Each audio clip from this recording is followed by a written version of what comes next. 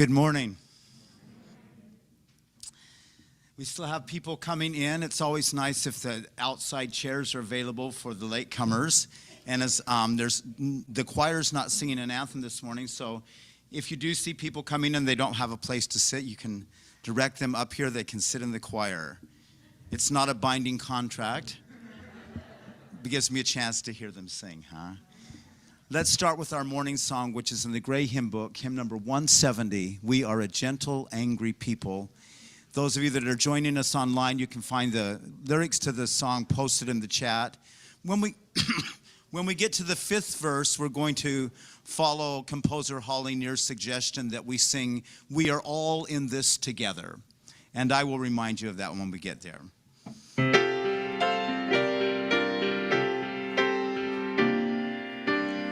We are a gentle, angry people. We are singing for our lives. We are a gentle, angry people. We are singing for our lives. We are a justice-seeking people, and we are singing for our lives. We are a justice-seeking people, and we are singing for our lives. We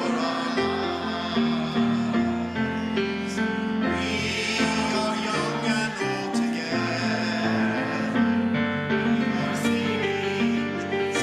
old together. We are singing for our lives. We are young and old together, and we are singing for our lives. We are the land of many colors, and we are singing for our lives. We are the land of many colors, and we are singing for our lives. We are all in this together. We are all in this together, and we are singing for our lives. We are all in this together, and we are singing for our lives. We are a gentle, loving people, and we are singing for our lives. We are a gentle, loving people, and we are singing for our lives. Thank you. Please be seated.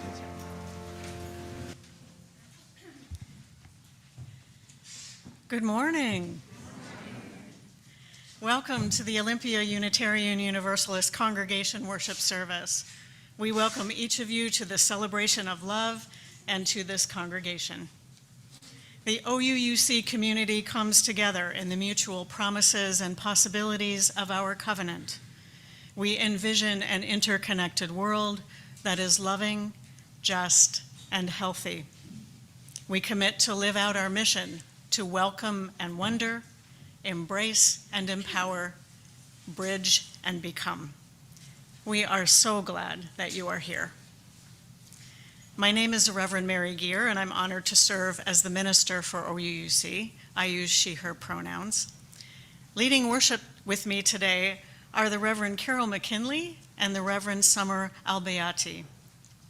Reverend Summer is a Muslim UU of Iraqi descent and serves as Congregational Life Field Staff for the Pacific Western region at the Unitarian Universalist Association. That's a mouthful for a job title, isn't it? Her specializations include covenanting, leadership development, healthy boundaries, conflict transformation, and multiculturalism. Reverend Summer lives in California with her son, where they have a podcast called The Bayat Beat, a commentary on society and culture with an emphasis on social justice. And Reverend Summer is joining us virtually today. The Reverend Carol McKinley is OUUC's affiliated community minister.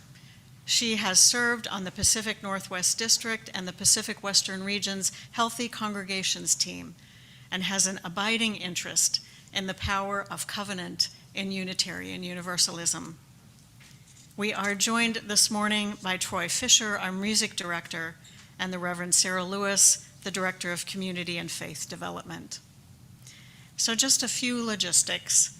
This service is being recorded and streamed live on Zoom and YouTube.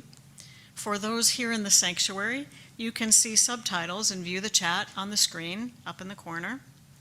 And if you'd like to use one of the hearing-assisted devices, please check in with the folks back at the tech table. We also ask that you turn off the sound on any devices or just turn them off altogether while you're here in the worship service. It is up to each family and each person how they want to participate here. There is an area up here with comfy chairs and fidget toys for all ages. Please use them. Children of all ages are welcome in the sanctuary, and there is also nursery care and a story time program for our young ones back in the classroom. We are a multi-generational community, and we value our young ones. Welcome. This service is supported by many: ushers and greeters, the kitchen crew, the tech team, the nursery staff caring for our young ones, and all who contribute. We are grateful for the many hands that come together to make Sunday happen every week. For those online, after the service, we invite you to go into a breakout room for a coffee chat. You have to provide your own coffee. For those in person, please feel free to stay for coffee and fellowship in the Commons. And then at 8:30, after the coffee chat, please return to the main Zoom room or to the sanctuary for a workshop on covenant with Reverend Carol and Reverend Summer. There are a lot of things happening here at OUUC, from a variety of groups to Thursday community dinners and spiritual practice to book sale preparations. The book sale happens next Saturday, and a trunk or treat this afternoon at 3. Check the Tuesday update for all the latest happenings. Now, let's open our hearts and our minds as we prepare for worship. Welcome, everyone. It is good to be together.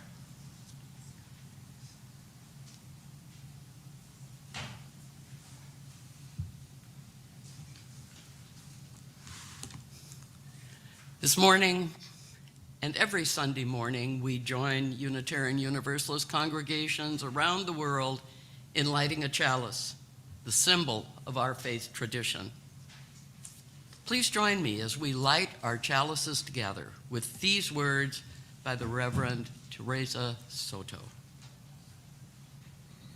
In this community, we hold hope close. We don't always know what comes next, but that cannot dissuade us. We don't always know just what to do, but that does not mean that we are lost in the wilderness.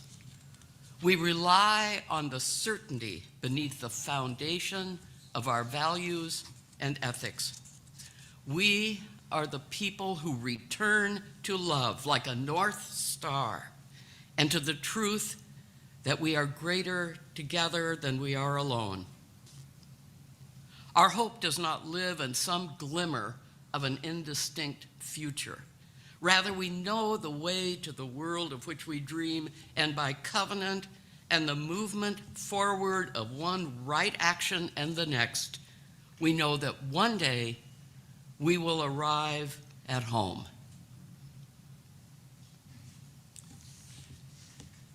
And now as we join together in worship, our opening words are by the Reverend Dana Warsnop. We need not think alike to love alike, wrote the 16th century Unitarian Francis David. When speaking of our faith, people often say they have found a community of like-minded people. And I know just what they're getting at. And I also know they aren't getting it quite right. I don't want to be with a crowd who think just like me. I want to be in a community where I don't have to think like everyone else to be eligible for salvation. I want to be with people who value compassion, justice, love, and truth, though they have different opinions about all sorts of things. I want to be with people of good heart, people who have many names and no name at all for God, who see in me goodness and dignity, who also see my failings and foibles, and who still love me. I want to be with people who feel their interconnection with all existence and let it guide their footfalls upon the earth, people who see life as a paradox and don't always rush to resolve it, who are willing to balance upon the tightrope that is life, who will help steady me when I wobble, who give of themselves, who share their hearts and minds and gifts. I want to be with people who let church call them into a different way of being in the world.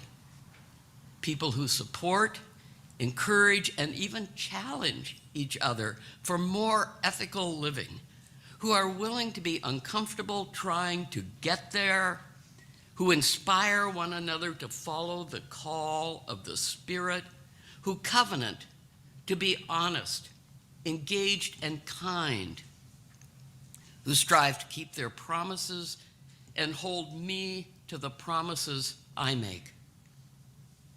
I want to be with people who give of themselves, who share their hearts and minds and gifts. I want to be with people who know that human community is usually warm and generous, often challenging, and almost always a grand adventure. In short, I want to be with people like you. Come, let us worship together. Let's sing together again. In the order of service, the opening hymn's number is wrong, and I have no one to blame for that but myself. But the title is right. It's hymn number 288 in the gray hymn book, All Our Architects. I would invite you to rise in body and our spirit, and let's sing together. If you're joining us online, you can find the lyrics posted in the chat. Hymn number 288, All Our Architects.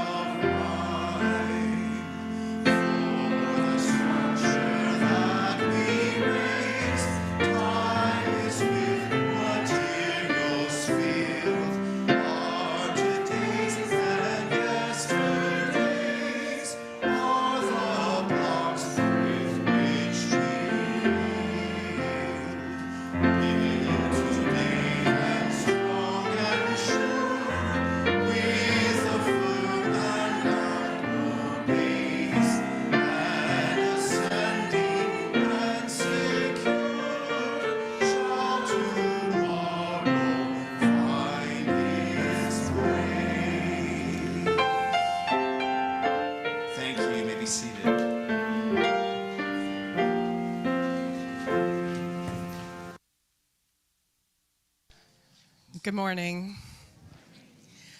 The story that I have for you today is from an ancient collection of stories called the Panchatantra. They were written long, long ago in Sanskrit, and they're all wisdom stories about animals. And for this particular one, we start with a flock of pigeons. The pigeons lived a happy life. They mostly got on very well together. And then one day they did face a big challenge. They had seen this gathering of seeds and feed that was very invitingly laid out on the ground, and ooh, that looked delicious. So they all flew down and landed on the ground to eat. But it was a trap. A hunter, a clever, wily hunter, had put all the feed there on the ground and was hiding nearby with a net. And so when the pigeons landed to eat the food, the hunter threw the net over them and they were trapped. The pigeons panicked. Some of them ran one way, and some of them ran another way, and some of them tried to fly, and some of them just froze in place. But because they were all under the net, they just pulled each other back again as they ran one way or the other. They couldn't get away. Until one wise pigeon had an idea and quickly spread it to the other pigeons. If we all work together and fly in one direction, we can get away. And the pigeons heard each other and decided on this course of action quickly. And so as one, beating their wings together, all headed in the same direction, the pigeons flew. And they took off and flew away, net and all. So the hunter, who had just come out to grab this net, was left watching not only his catch fly away, but also his net. The pigeons flew all together until they found a place of safety, and then they landed. But they were still trapped under this net. What could they do? Well, another pigeon remembered they had friends. And so together the pigeons called for their friends, the mice, who came, and once they had found out what had happened, agreed to help. And the mice chewed through the net, and the pigeons were free. And all was well, for they had worked well together. Thus ends our story. Thank you.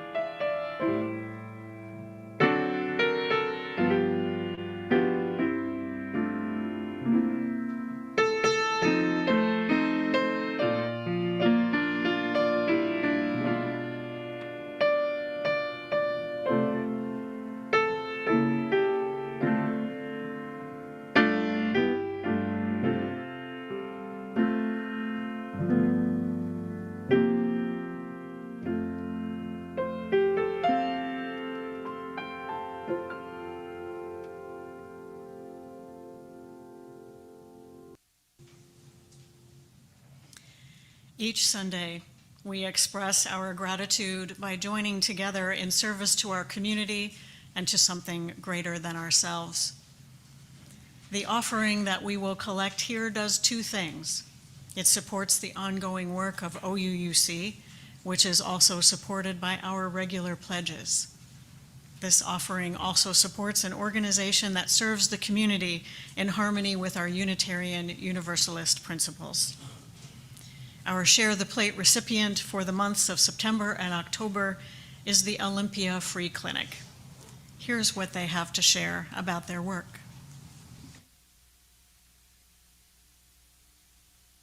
Hello, OUUC. I'm Katie Mattinger, and I'm the Executive Director at the Olympia Free Clinic. Thank you so much for selecting us for Share the Plate and for the ongoing support that your community has provided over the years.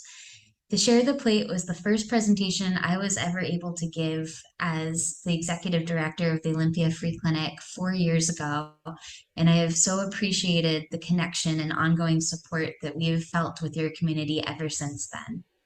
For those of you who may not know, the Olympia Free Clinic is a volunteer-based nonprofit organization where uninsured and underinsured community members can access healthcare services at no cost to them.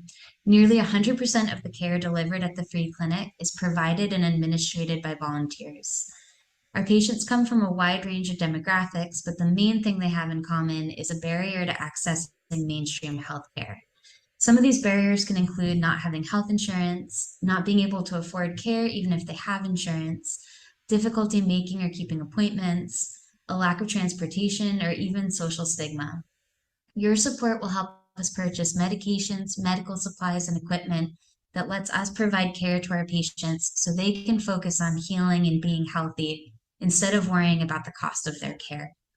There are also many other ways to support the clinic. We're volunteer based, and there are many different roles, both medical and non-medical, that need to be filled so that our community can continue to access care. To learn more, please visit the volunteer page on our website. Again, thank you so much for your generosity. We appreciate your support, and we look forward to working with you to care for the health of our community.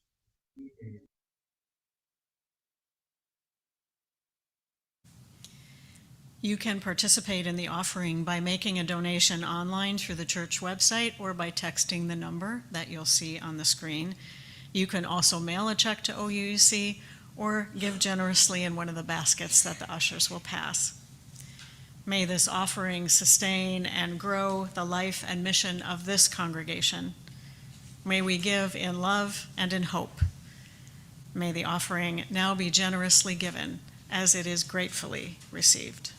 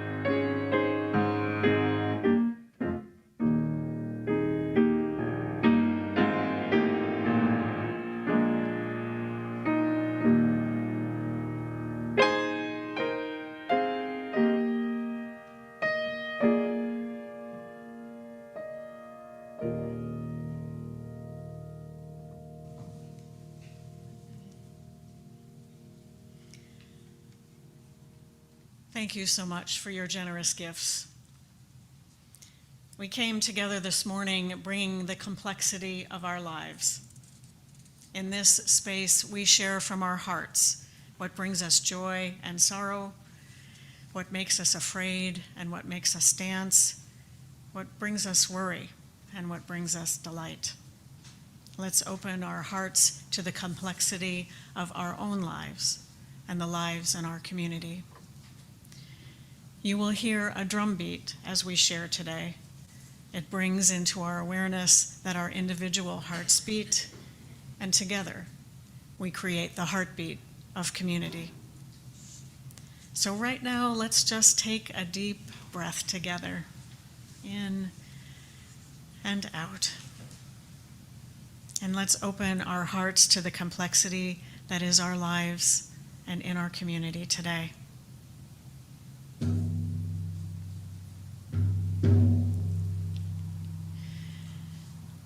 Tomorrow, many will celebrate Dios de los Muertos, the Day of the Dead. It is a holy day to remember and honor our ancestors. May we join in remembering those who have paved the way for each of us.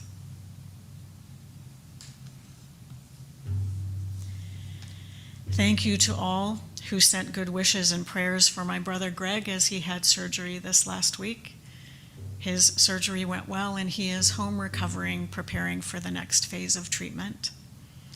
He is so grateful to have the support of this community, and so am I.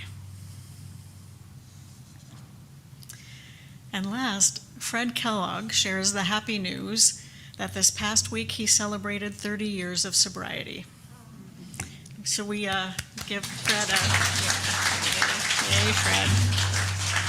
Fred, we send you our blessings and congratulations, and may your journey be blessed, and may your success continue. For those online, I invite you to share from your heart by entering in the chat. This is a time to share anything that you wish that is shared from your heart, joys and sorrows and whatever else may be happening in your life. Those in the sanctuary will be able to see your sharing on the screen. For those in person today, I invite you to come forward if there is something you would like to bring into the community. You may place a stone in the water as you hold your sharing in your heart. Please come up through the center aisle and return by the side aisles. And for those who may be gathered in the classroom, you can make your way to the sanctuary or use the stones and bowl of water that are there with you. So let's hear the heartbeat of our community and reach out our hearts in love and care to all who share today.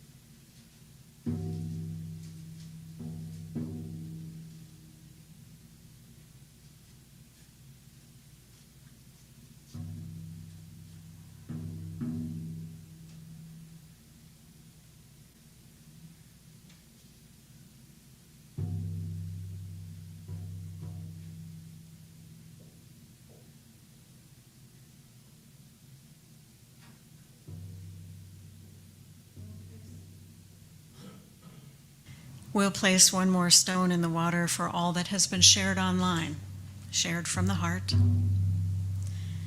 And a final stone in the water of community for all that we hold in our hearts and that remains unspoken.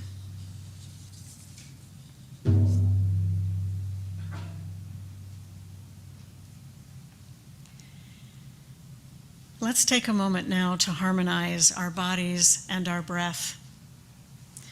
In a moment, I'm going to start humming, and I invite you to join with me. Just pick a note and hum. It doesn't have to harmonize or be any particular note, loud or soft or however you choose, here in the sanctuary or online, wherever you are. Just hum. And as we hum, I invite you to place a hand on your chest or your heart or your belly so that you can feel the vibrations of your body. We'll hum for a little bit, and then when our humming comes to an end, we'll hold some silence together. Hum.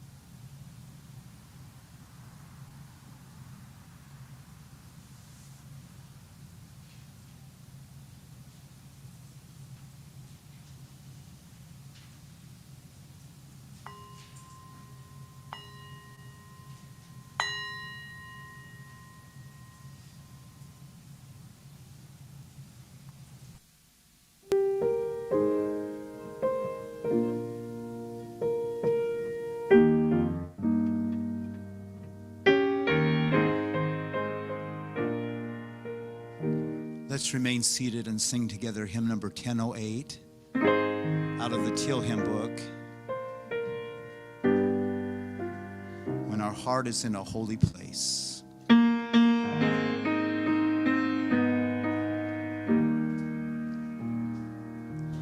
When our heart is in a holy place, when our heart is in a holy place, we are blessed with love and amazing grace.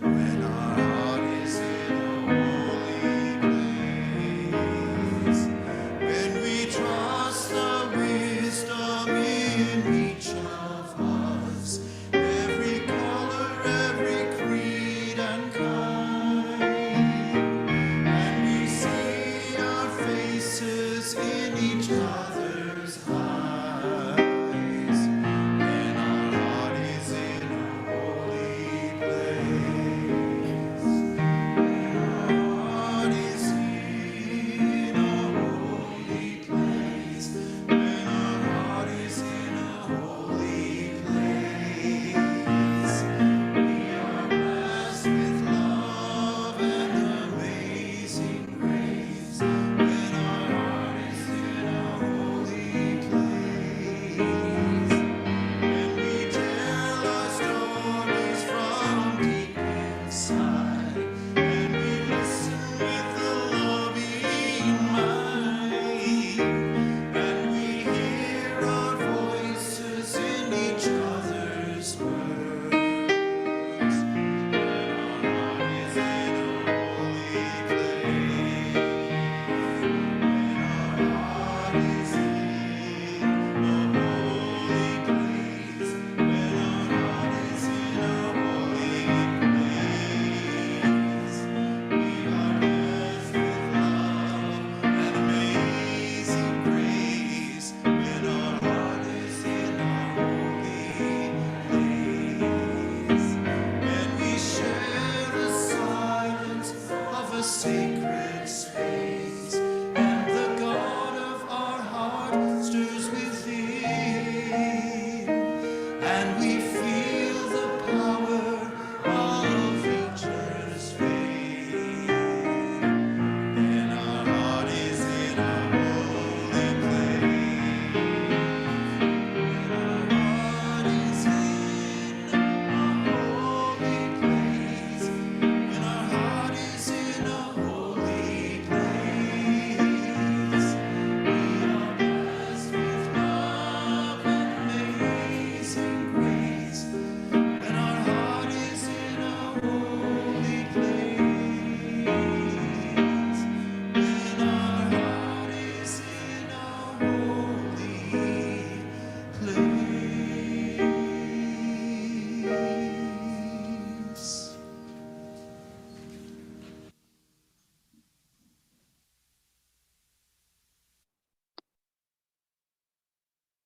Good morning, beloveds.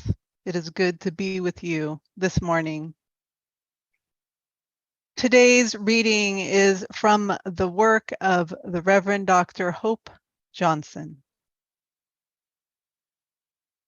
We are one, a diverse group of proudly kindred spirits, here not by coincidence, but because we choose to journey together.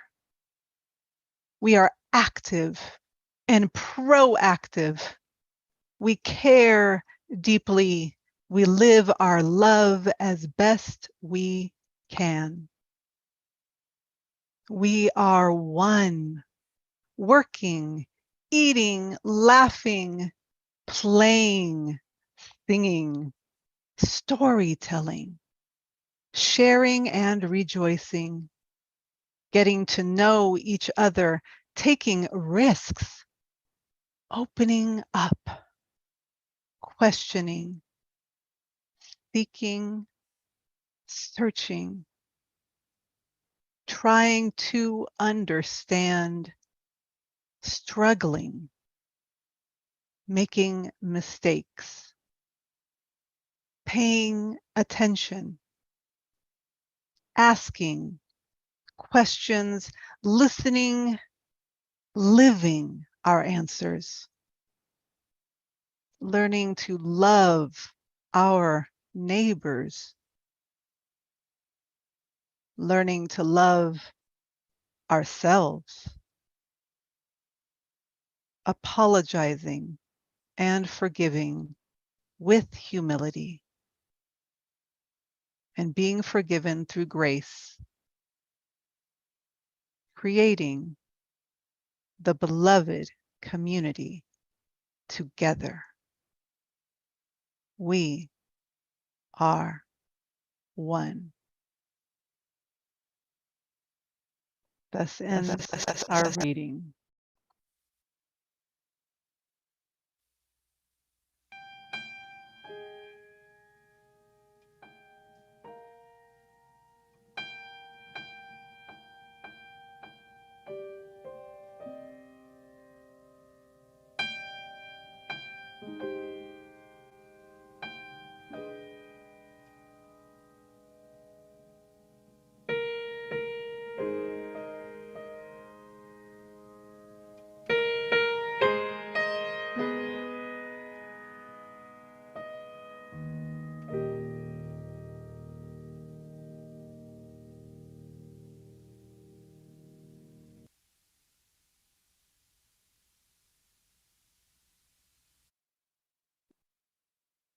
I remember feeling the unity, the connection between us as we met each month, sometimes texting in between. My beloved mentor, the late Reverend Dr. Hope Johnson, the author of our reading today, believed in sacred connection with others. Those were not just words that I read, but an embodiment of who we were called to be in this world together. It was a sample of a covenantal way of being in community with others on the same journey. She and I laughed and cried together often. When I was absent, she checked in with me. And when I did not have the funds to attend our General Assembly and walk on stage when receiving full fellowship as a Unitarian Universalist minister, Reverend Dr. Hope sent me a picture of myself on the screen and told me they were all cheering for me. That message brought tears to my eyes and helped me to feel so loved. This was a way to call me back into the arms of Unitarian Universalist communities when at a difficult time in my life. It was a way to call me back home. As a Muslim Unitarian Universalist minister, the idea of covenant was extremely important to me because it meant I belonged to a faith that was not necessarily from my childhood, but that I recognized as embodying the same Muslim beliefs and values of justice and love. See, this idea of covenant was foundational to our Unitarian Universalist ancestors since it was how they answered the sacred call of God or the divine to create a place where everyone feels that they are home. Covenant is experienced within community. It is answering the call to embody the concept of we are one. In Islam, unity is called Tawheed and is one of the most important concepts, one that refers to being connected to God and witnessing that oneness, otherwise known as Unitarian. To be one with one another and the divine means we are answering the divine call to create unity on this earth. For Muslims, participating in prayers from individual to communal, from music to dance, from mindful meditation to sacred chanting called dhikr. All of these forms become one way to practice the concept of unity and covenant together. When in prayer, while meditating on the divine names and attributes such as compassion and mercy, one may also reflect on what they may have done that requires forgiveness and apology or repair. Forgiveness, apology, repair are all important parts to practicing covenantal relationships between one another, a way of practicing being in relationship with those who are also reflections of the divine, made in the image of God as we are all made and our ancestors believed. So how we get right with one another is how we get right with God or the divine, who is also a reflection of ourselves. This is unity. This is Tawheed. And this is what it means to practice we are one. That is, we answer that sacred call to justice and equity by practicing a deep love together, because we recognize our image in the face of another. While the Prophet Muhammad was in deep meditation, he received another visit from the angel Jibril, or Gabriel, who took him on a horse with wings through the many stages of heaven to meet God. While on that sacred night journey, the Prophet Muhammad also flew to Jerusalem and encountered other prophets, Adam, Nuh or Noah, Ibrahim or Abraham, Musa, Moses, and Isa or Jesus. And all together they prayed at the dome of the rock in unity together. The three major monotheistic religions embodying the first inklings of universalism while demonstrating that they were actually interconnected. The well-known Muslim mystic Rumi says, I speak of plural souls in name alone. One soul becomes 100 in their frames, just as God's single sun in heaven shines on earth and lights 100 walls. But all these beams of light return to one if you remove the walls that block the sun. The walls of houses do not stand forever, and believers then will be as but one soul. That is the task of our beloved faith, to remove the walls that block the beams of light from becoming one, so that we see the reflection of one another in each soul's eyes and then know that we are interconnected, interdependent, and what harms you also harms me. And what makes you happy makes me happy too. That is practicing being one, unity, interdependence, Unitarian universalism at its finest. Could it be that the words of the Reverend Dr. Hope Johnson can provide us with a roadmap to how we become one?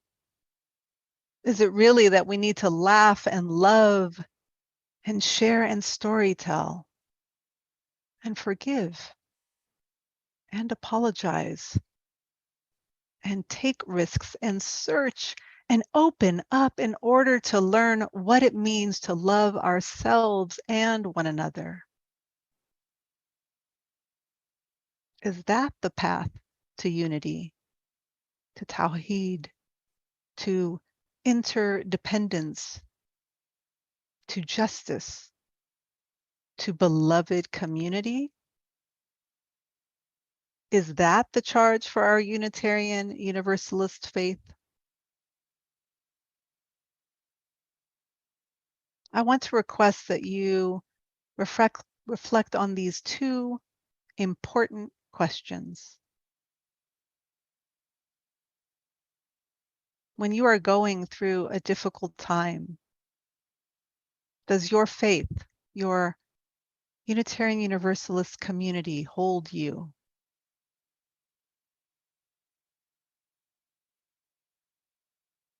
Is there someone in your life who embodies covenant for you, just as my beloved mentor did for me?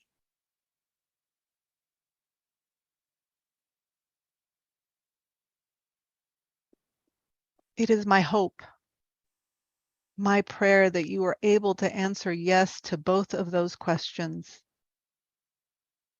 I pray that someday the walls of Olympia UU and all of our UU congregations can be removed so that your collective lights are illuminated for one another and the world, shining a great love, reminding the world that love is how we practice unity, how we are one. That is covenant made real.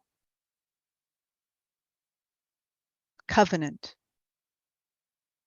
that sacred calling from the divine, reminding us what it means to embody love in the world. Covenant as home.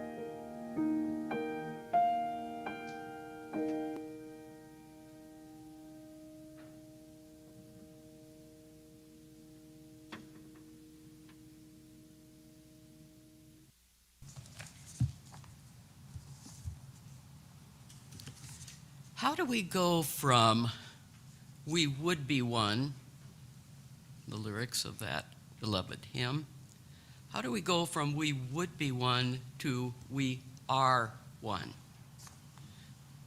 For millennia, this question has engaged human beings seeking to be together in religious community and in right relationship to the sacred, to God.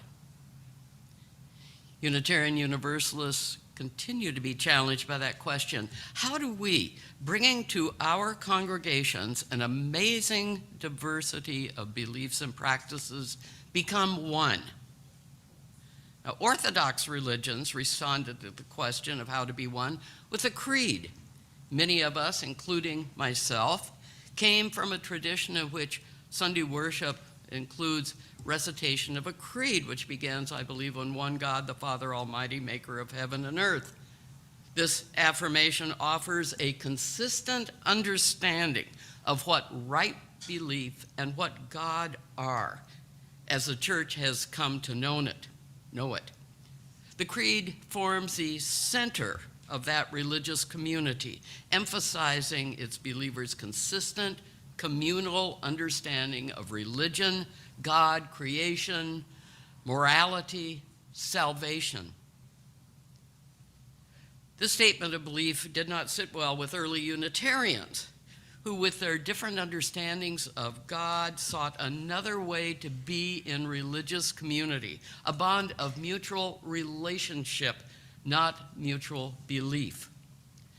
They looked to their Judeo-Christian past, the Hebrew scriptures, which told the stories of how those biblical patriarchs, Noah, Abraham, Moses, received God's commandment for how people relate to the divine. Now, those biblical commandments were non-negotiable. Those covenants were given by God. The people's role was to obey them both humbly and obediently. Now, not unsurprisingly, humans, fallible then as we are today, failed to faithfully follow God's will. The covenant was broken, and God then had to create a new covenant. Early Unitarians knew they would need a new way to relate to each other and to God if they were to hold to their beliefs and survive in the unknown land in the Western Hemisphere. They agreed among themselves as to how they would be in relationship, and they created a covenant, the Mayflower Compact, which prioritized the communal good over private interests. As relational beings and as Unitarian Universalists, we seek ways to be together as a religious community, to transcend the radical individualism that pervades our culture, and to also honor our beautiful diversity. And we do this through covenant. Now, of course, having a covenant does not mean that all problems are solved. We know that relationships are not always easy.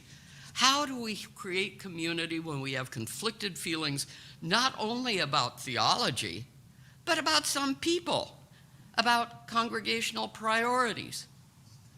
I would suggest that the first step is to look inside ourselves, honestly acknowledging our own feelings and prejudices. Imagine that that person sitting next to you may be having the same experience. Talking to each other about how hard it is to work with some in the congregation. Then listen not with judgment, but with a willingness to see she might have that same difficulty, but with different people or situations. And by recognizing our own prejudices and fears, we can begin to imagine how we might let go of them, despite or even because of our many differences. How we might let go and have the bond of community be the priority. No, it's not always easy. We bring our good intentions. We bring our open hearts and minds, and we still slip up. Have you ever promised yourself you would speak directly and with kindness to the person who took over that meeting you were facilitating last week, but instead went out and had that parking lot conversation with another member who you knew agreed with you?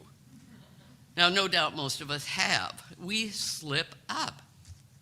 The human being is a promise-making, promise-keeping, promise-breaking, promise-renewing creature, Martin Buber tells us. And that understanding of human nature is reflected in hymn 1037. We forgive ourselves and each other.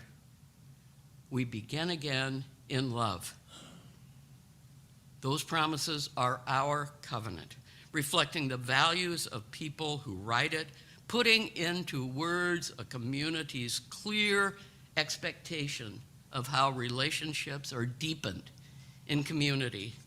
And here at OUUC, our current covenant was created about 20 years ago, but that was 20 years ago. The values named in that covenant may not change, but times and congregations do evolve and change. A covenant is not static.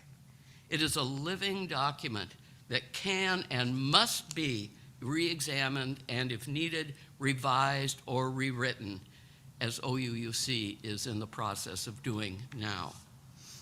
I have found that effective covenants contain these 4 elements. It is mutual, an agreed upon statement about how congregants choose to be in relationship, providing clear expectations for being together, modeling Unitarian Universalist values for each other and for the world. It says who this congregation is as a sacred, a religious community. Next, it is made up of promises, not rules. Unlike rules, promises are discussed, lived, broken, and then renewed. Next, it is not static. If the words of the covenant no longer seem relevant, they can be rewritten. And finally, when broken, a behavioral covenant provides a path to seek forgiveness and to come back into right relationship. It is a reminder of James Luther Adams' wise words, "The purpose of church is to practice being human." Our congregation should be places where everyone can continue to practice being human, where our humanity is held and sheltered in the safety of community. And we help each other keep sight of our unity by clearly naming the congregation's expectations for right relationship. Look around this room, or look at the faces online. These are the people with whom you practice being human. This is where this congregation begins to serve life's higher calling, modeling right relationship. A covenant, of course, does not ensure a future without problems or without conflict. It is a statement of intentions, aspirations for being together in harmony, if not unanimous agreement. Remember, we are always practicing being human. No, those promises made in love do not solve or resolve every conflict. But love does help us see conflict as the arena in which the work of love is to be done. And when this congregation adopts a new covenant, keep it alive. Keep open hearts and minds. Listen to each other. Always assume the good intentions of everyone. Be open to failure and to begin again. Hymn 1037 says it well. For each time our fears have made us rigid and inaccessible, for the selfishness that sets us apart and alone, for losing sight of our unity, we forgive ourselves and each other. We begin again in love. Clarity of expectations, openness to each other's wonderful uniqueness, forgiveness, humility, beginning again, love. Your covenant is your guide as you do the work of love, as you move from we would be one to we are one, creating a covenant from the shared values and common aspirations of this community is holy work.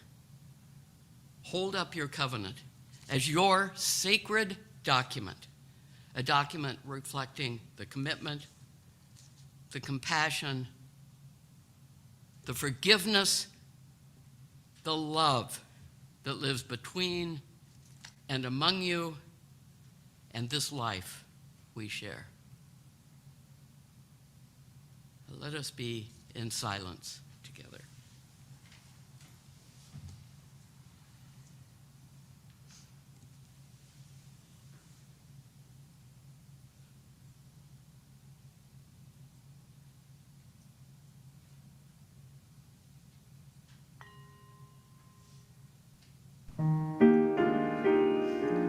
Let's rise and sing together hymn number 318. We would be one.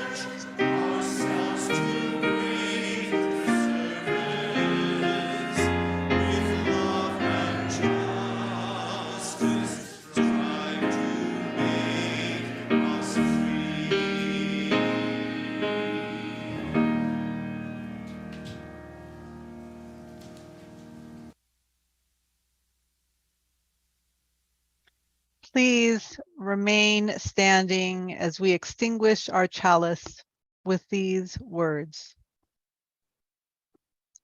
Let each of us go forth in love, building a new way for this community and the world.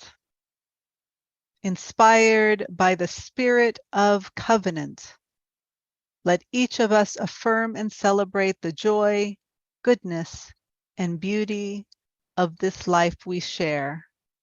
May we move in peace.